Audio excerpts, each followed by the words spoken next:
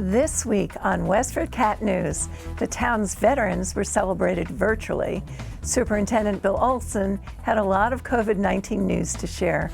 I was just notified by an elementary principal about 2 hours ago that we have another positive case. So as of right now, we have 4 students who have tested positive. And town social worker Allison Christopher has news about affordable housing. I'm Joyce Polino Crane. Westford Cat News is next.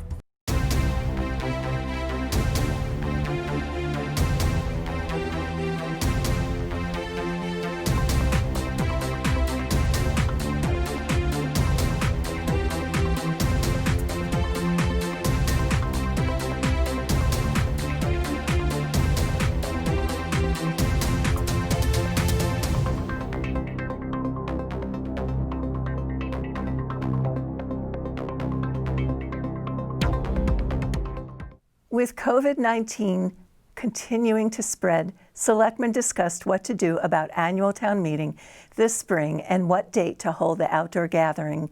Memorial Day, the Apple Blossom Festival, and Father's Day were all discussed, along with the wedding of town manager Jody Ross's son. We don't know when Apple Blossom is going to be. We don't want to interfere with Apple Blossom. We know that the 12th is available. It doesn't appear that anything else is going on the weekend of the 12th. So why don't we schedule a town meeting for June 12th? Do you need a motion? Do we need to vote on that?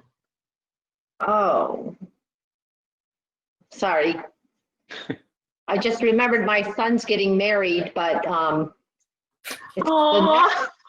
yeah, which might be in my backyard if COVID's still here, but that is the 19th, so we're good. To watch the entire meeting on demand, visit westfordcat.org. The pandemic virus has slipped into the town's schools this month. Here's Superintendent Bill Olson with more. Into the COVID-19 update. First of all, we have updated our Westford Public Schools dashboard numbers. I was just notified by an elementary principal about 2 hours ago that we have another positive case. So as of right now, we have 4 students who have tested positive, current cases, and 1 staff member. In terms of close contacts, we have 19 total close contacts in the school system, 19 students, and one staff member. Actually, 2 staff members. Excuse me, the printing on this is quite small. So probably as high a number of positive cases as we've had. We'll have to keep a careful eye on that. The DPH has now delayed by 1 day its weekly update, and so I was just able to update our dashboard with some of the information this morning with Michael Lassert, our student information person. Our number of average daily incidents, according to the state, is down a little bit. Olson voiced some concerns about the health of staff members. The major causes of transmission of COVID-19 has 3 main causes: close contact, airborne transmission, and also contaminated surfaces. Contaminated surfaces being the least concerning of the 3, compared to close contact and airborne transmission. One of the key messages that he provided is that distancing and proper ventilation are critical to controlling and reducing the transmission of the COVID-19 virus. So, you know, I will say to you, I'd like to say to the parents and the staff, you know that what we have been doing is the best that we think in terms of protecting the safety of our students and our staff. Because remember now, the governor focused on getting the students back. The transmission rate that we know, according to DPH data and research data from around the world, is the transmission rate among school-age children is relatively low compared to 30, 40, 50, 60, 70, and above year-olds. But the concern I have is that we have a number of teachers who are approaching and a number who are in the high-risk categories. So this is not only an issue of protecting the health and safety of students, but also protecting the health and safety of our staff.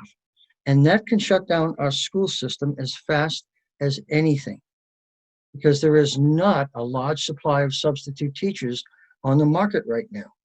Okay? They're in such high demand across the state, across the country, across the region, because of staff either having family members, immediate or extended family members who may be immunocompromised, who in some cases are teaching remotely with an aide in the classroom monitoring the activities. So I'll stop there. I'll be glad to answer any questions you have or any of the parents might have. But it's a difficult predicament that the governor has placed us in, and I know a lot of superintendents are quite concerned. To watch the entire school committee meeting on demand, visit westfordcat.org. Board of Health member Sue Hanley voiced concerns over a decision by school administrators regarding COVID-19. After learning about a large private gathering of Westford Academy students on Halloween, Principal James Antonelli and his staff traced those who attended. By Tuesday, November 3rd, the administrators had identified the party participants and said they would prohibit them and their siblings from entering the high school building until further notice. At the November 10th Board of Health meeting, Health Director Jeff Stevens said he had recommended against quarantining the students. However, that recommendation was not followed, according to Hanley. Well, I just think it's not.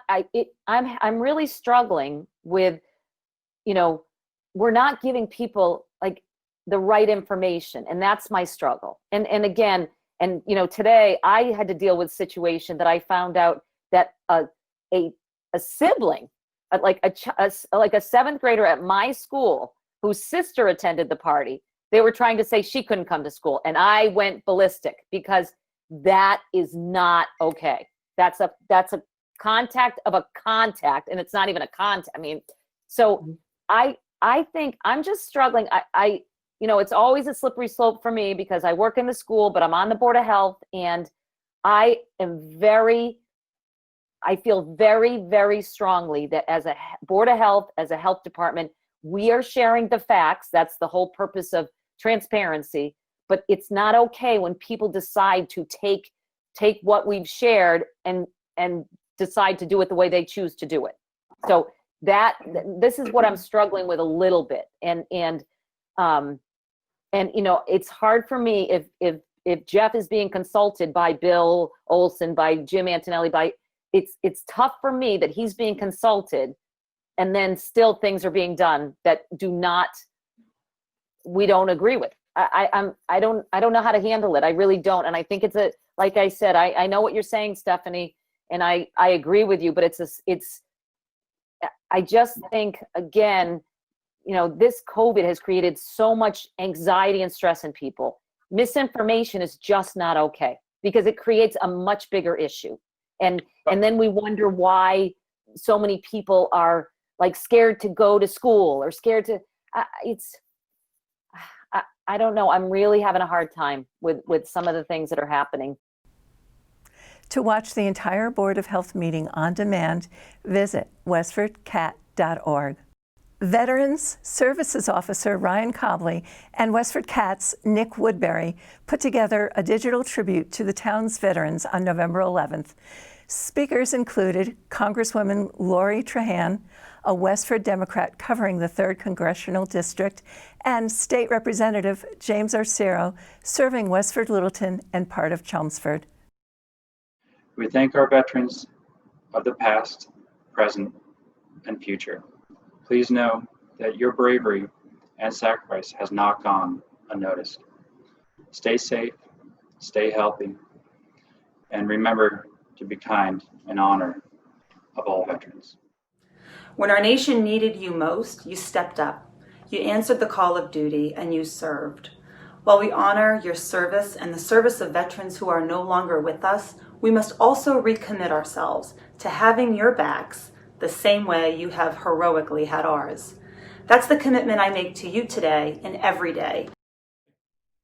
Let us commit ourselves to continue to ensure that America's veterans receive both the care and the benefits that they deserve and have earned. That we stand with those American men and women who have donned the uniform and stood up for my family and for your family and for our nation and our freedom. Our country has become ever more polarized. Rather than celebrate diversity, we are increasingly allowing ourselves to be divided by it. But consider our veterans. They come together from all races, creeds, and walks of life. And for nearly 250 years, they have successfully defended our country and our freedoms. And they have temporarily suspended some of their own freedoms to do so. Take a look at the map of the world. If there is freedom and democracy, there's a good chance that American servicemen and women create the environment for that to thrive. To watch the entire video, visit westfordcat.org. A November 8th celebration of Biden's win over Trump in the presidential election brought a small crowd of Biden supporters to the town common. Among them was Gus Bickford, chair of the Massachusetts Democratic Party. I spent a few minutes speaking with him. Celebrate today, recognize it's going to be a lot of hard work, and we all need to work together. And frankly, love does trump hate, but it takes work. There is a new rental assistance program in Westford. Here is Patty Stocker with more. Hi, Patty Stocker here from Westford Cat to tell you about a new rental assistance program in Westford called WRAP. I spoke with town social worker Allison Christopher recently, and she explained how it works. The goal of the program is to help 5 households who are at or below 50% of the area median income by giving them up to $500 to their landlord each month to help them with their rental costs. And the goal is so that the household will not be paying over 30% of their income toward rent. So when people are under 50% of the area median income, it's nearly impossible to find a rental that is affordable in Westford. And this is for Westford rentals only.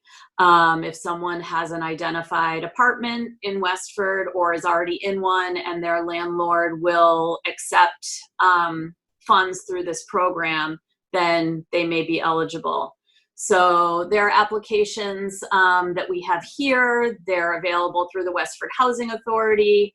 The director of the Westford Housing Authority is processing all the applications. They can answer questions about it.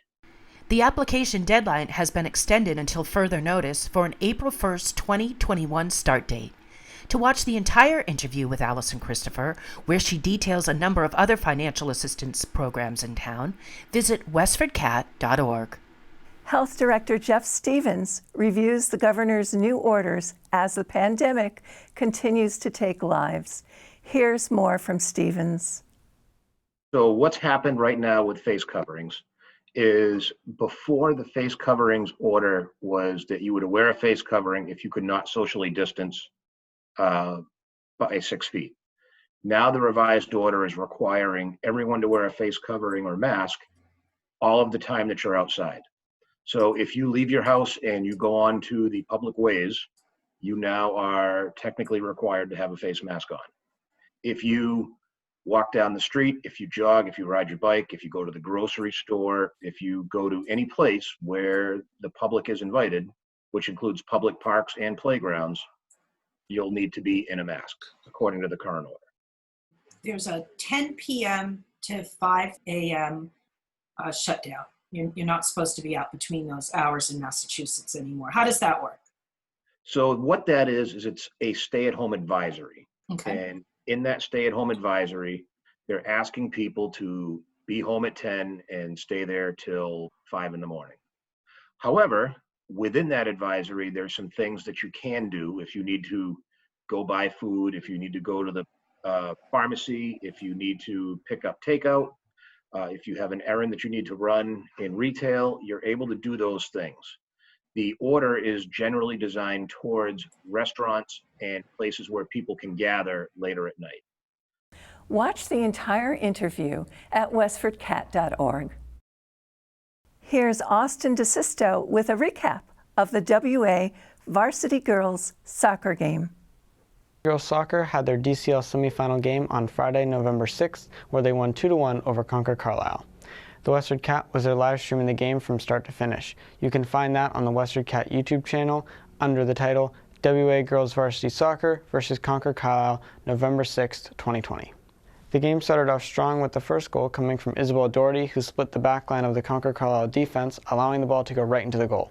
Coach Katie Andrus stated in an email that she had to make adjustments to her roster because some players who violated COVID-19 restrictions weren't allowed to play. A great example comes from Carly Davey, who normally plays forward, was put in on defense last Friday and had some great one-on-one plays against a Concord Carlisle player. WA's second goal came from Grace Carroll, who had an excellent run down the field to put the ball in the back of the net.